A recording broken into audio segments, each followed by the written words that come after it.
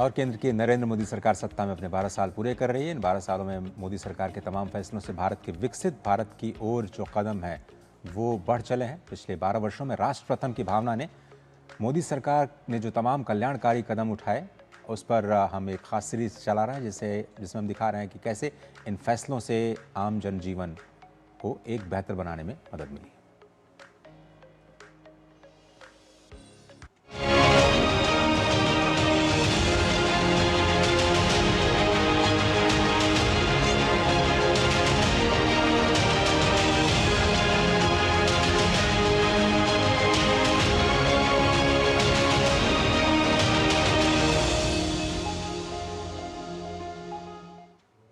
तो भारत का मध्यम वर्ग पिछले एक दशक में देश की आर्थिक ताकत बनकर उभरा है। सरकार की नीतियों और सुधारों ने न सिर्फ टैक्स का बोझ कम किया है बल्कि बचत बढ़ाने, रोजगार के नए अवसर पैदा करने और जीवन को आसान बनाने की दिशा में भी बड़े कदम उठाए।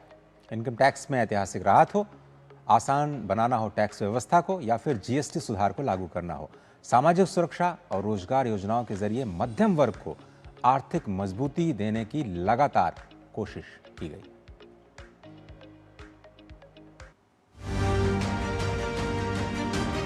पिछले करीब 12 वर्षों में मध्यम वर्ग को न सिर्फ अनगिनत योजनाओं का लाभ मिला बल्कि सरकार ने मध्यम वर्ग का खास ध्यान रखा और कई ऐसे कदम उठाए हैं जिससे लोगों के हाथ में अधिक पैसा बचेगा, यानी सीधे तौर पर अधिक बचत हो सकेगी।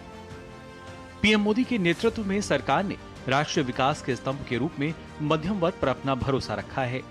चाहे वह शून्य कर के लिए आय सीमा बढ़ाना हो, सरल कर व्यवस्था शुरू करना हो, या रिटर्न दाखिल करने की प्रक्रिया पहले से कहीं ज्यादा आसान बनाना हो, या टीडीएस पर मिली छूट हो, या फिर जीएसटी सुधारों के जरिए मध्यम वर्ग का जीवन सुगम बनाना हो। मध्यम वर्ग को सबसे बड़ी राहत इनकम टैक्स छूट के जरिए मिली, जिसे बढ़ाकर 12 लाख रुपए कर दिया गया, जो कि पहले 7 लाख रुपए थी।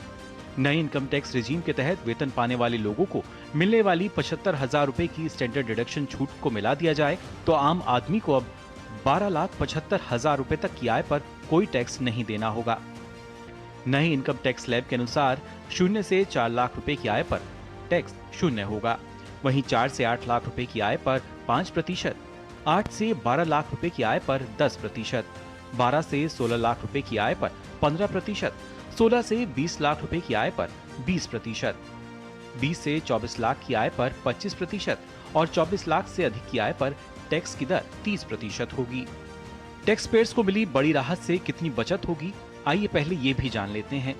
इनकम टैक्स में कटौती होने से 12 लाख रुपए की आय पर 80,000 रुपए, 18 लाख रुपए की आय पर 70,000 रुपए, 20 लाख की आय पर 90,000 रुपए और 24 लाख रुपए की आय पर करीब 1,10,000 रुपए की बचत होगी। 11 वर्षों में आयकर रिटर्न दाखिल करने वालों की संख्या में रिकॉर्ड वृद्धि दर्ज की गई है। वित्त वर्ष 2014-15 में लगभग 3.91 करोड़ आईटीआर दाखिल किए गए थे, जबकि वित्त वर्ष 2024-25 में बढ़कर 9.19 करोड़ दर्ज किया गया। डिजिटल टैक्स प्रणाली को आसान फाइलिंग प्रक्रिया से करदाताओं की संख्या में तेज वृद्धि हुई है।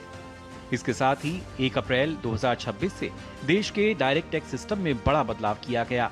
नया आयकर अधिनियम 2025 लागू होने के बाद 60 साल पुराने 1961 के कानून की उसने जगह ली, जिसमें नियमों, शब्दावली और टैक्स व्यवस्था में कई बदलाव किए गए हैं।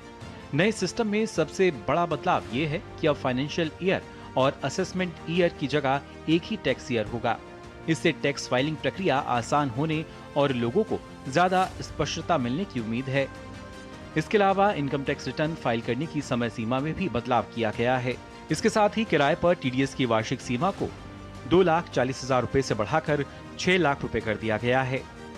60 वर्ष से अधिक उम्र के नागरिकों के लिए ब्याज पर कर कटौती की सीमा को बढ़ाकर 1 लाख रुपए कर दिया गया, जो कि पहले 50,000 रुपए थी। विदेश यात्रा पर टीसीएस घटाकर 2% कर दिया गया है, जबकि शिक्षा और इलाज के लिए विदेश भेजे जाने वाले पैसे पर भी टीसीएस कम किया गया है। इसके अलावा मोटर दुर्घटना दावा न्यायाधिकरण द्वारा दिए गए मुआवजे पर प्राप्त ब्याज को पूरी तरह से कर मुक्त कर दिया गया है। इसके साथ ही आम आदमी और मध्यम वर्ग को राहत देते हुए जीएसटी सुधारों के तहत कर प्रणाली को काफी सरल कर दिया गया है। साथ ही सरकार ने लेबर कोड के जरिए एक बड़ा सुधार किया है। इससे काम करने के 1 साल बाद भी ग्रेच्युटी का फायदा मिल सकेगा। साथ ही समान वेतन और गिग वर्कर्स के सामाजिक सुरक्षा सुनिश्चित होगी। भारत के गिग कार्यबल के 2024-25 में 1 करोड़ से बढ़कर 2029-30 तक 2.35 करोड़ होने का अनुमान है।